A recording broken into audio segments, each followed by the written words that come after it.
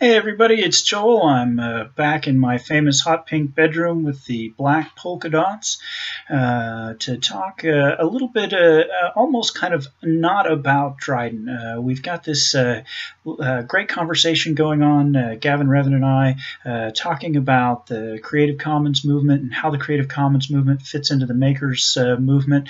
And Gavin, I just kind of wanted to open it up all the way and let it out all the way down to the complete fundamentals of what I think is going on with humanity. This is absolutely an extension of our discussion. So those of you who are Dryden fans, I don't know that this one's going to be particularly relevant, but this is what I actually see in the human future and how it is that I've tried to engage it with Dryden. So, Gavin, I want to go all the way back, if we can, to the very foundations of life on Earth. I'm looking, what am I looking, 3 billion years ago, 2.5 billion years ago, and the very earliest entities that existed on the Earth that might have been called life were really just kind of replicating proteins. They weren't exactly somebody you'd meet at the mall, right? They were very simple organisms, replicating organisms. You know, the viruses that we see today are just kind of a half step above that. But as these guys began to evolve, they began to take on different roles and function together, using mostly chemical messengers in order to form sort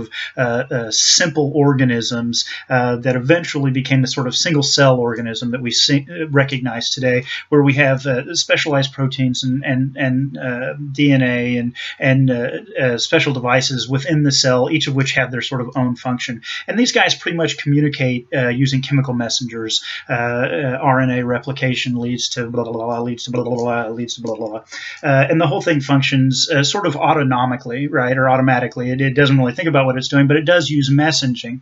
Well, these single-cell organisms eventually reached a stage where they began to specialize even further, okay, so that we now have these guys that are groups of cells that are functioning together, but they begin to have sort of specialized behaviors, and that's the beginning of the complex organisms we see today. You had cells that were responsible for consuming food and producing energy, and you had cells that were specialized light sensor cells and so on and so forth, and there are worms and other sort of primitive multicellular organisms alive today that sort of mirror that same pattern. And these guys also mostly use chemical messengers to signal to different cells when to behave in a defensive manner, when to take in water, when to give out waste, and so on and so forth. And then a very important and specialized type of cell came along that was a cell capable of conveying electrical signals. Right, and this cell is what we would call a nerve cell today, and this cell allowed for amazing specialization, because now, in addition to chemical messengering, we can have electrical messengering, and we can have a whole variety of cells, and that's the multicellular life that we see today. That's you and I. You know, I'm made out of something like 1 trillion cells, and each one of them is functioning based on its specific task within the body. I've got specialized cells in my retina that are responsive to light. I've got heart cells that are especially metered to beat at a certain pace. I have liver cells that are doing all sorts of complicated things to make up for the terrible way that I eat. And all of these guys are controlled either by electrical signal through my nervous system or by chemical signal from my pituitary gland and other triggers that trigger production of insulin and so on and so forth. And I just wanted to sort of map that out, because I'm going to go back now and I'm going to talk about a new kind of organism that I see existing on the planet. And I call these guys communicated identity organisms. And I'm sure some sociologist or professor or somebody has got a much better technical name for it. It can't be a new idea, but communicated identity organisms is what I want to talk about today. And they sort of match that pattern of life form complexity. And so I'm gonna hold on to that life form image, and let's go talk about communicated identity organisms. When we start looking at behaviors in multicellular organisms like you and I, we start seeing this interesting shared identity ability. It's been around for a long time. It's not a new idea, but it is herd behavior, or tribe or clan or pack if you have wolves, where each of the individual identities continues to function on its own. Any lone wolf can continue to be a wolf, but they recognize other members of their pack, and they will behave differently towards other members of their pack than they will toward strange wolves. And So they have a shared identity. And this really functions like those multicellular life forms that you saw before cells had really specialized. A pack will act to defend itself. A pack will act to control territory. A pack will procreate. It will grow, will reproduce. It will do all of the functions that an individual life form does, except it will do them amongst the shared identity of the pack. Right, so we get almost a kind of a new kind of life form where the thing that is shared is not a chemical messenger or an electrical messenger, but is in fact a shared identity. Right, it is because we are sharing information between these things that we identify also as a part of us that we are capable of having a pack. Right, or a herd. It's been around, or a flock of geese, however you want to talk about it. It is an identity, and it is an entity that can act as a life form in certain conditions. So when we look in particular then at humans got really good at that at some point, right? My pack, my herd, my tribe became my family, became my clan, became my kingdom, became my country, became my religion, became my blah, blah, blah, blah, blah, blah, blah, blah. And we are all composed of, or participating in, maybe is a better word, a whole lot of communicated identity organisms. There is no way, if you were an alien species looking at the map of the earth, that you would ever know where the United States starts and stops, and England starts and stops. And even if somebody explained to you that it's generally bounded by geography, you'd go, okay, then why is Hawaii a part of the U.S.?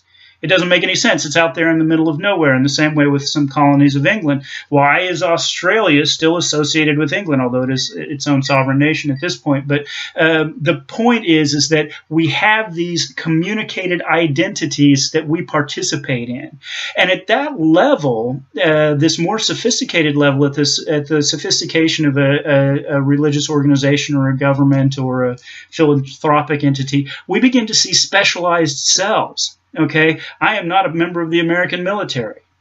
I don't serve that function. I'm not a member of the American executive body, the governing body of America. I work at a bank, okay? But those folks that can do those things that I can't do are sort of specialized cells. It takes different specializations in order to make one of these more advanced communicated identity organisms work.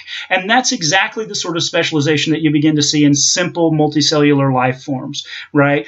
Each one of these cells, an American, an Englishman, a German, whoever, a Lutheran, whatever the communicated identity is, could survive on its own, but it has a specific function. And in fact, it's pretty dependent. If you drop me in the wild, I'd be in a lot of trouble. I'm pretty dependent on my Walmart.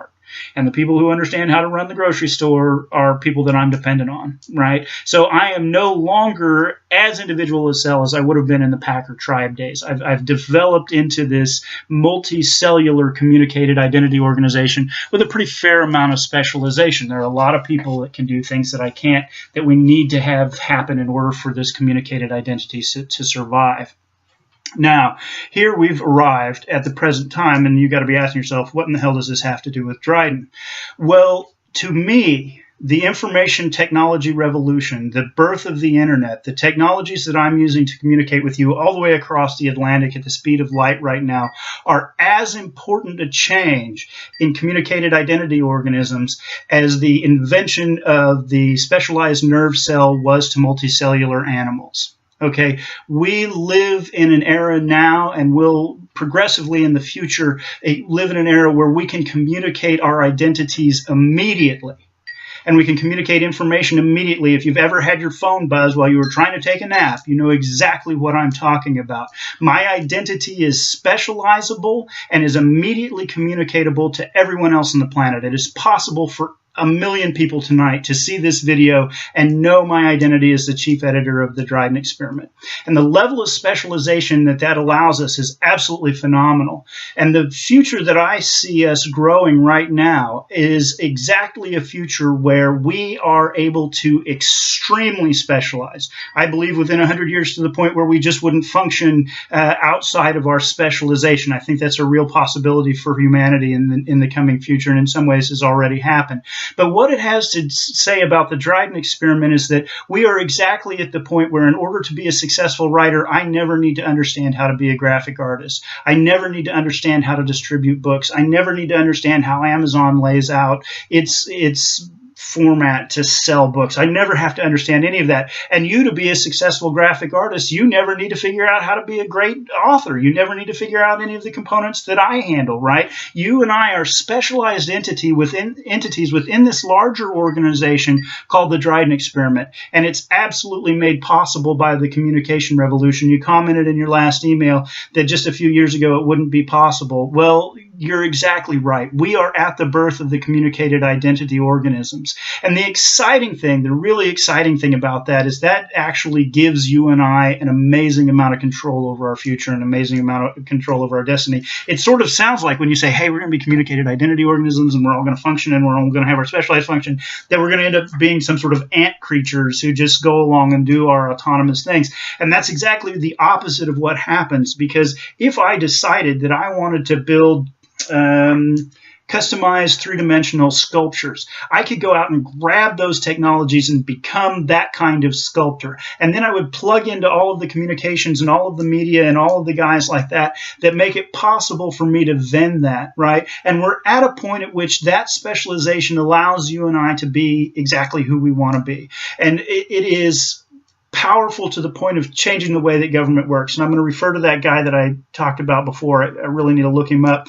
This gentleman who built the jigsaw that takes the blueprint of the houses and cuts them out of plywood and provides emergency services. Okay, once upon a time we would have been dependent on a government in order to do that, and that government could really be terribly, terribly inefficient.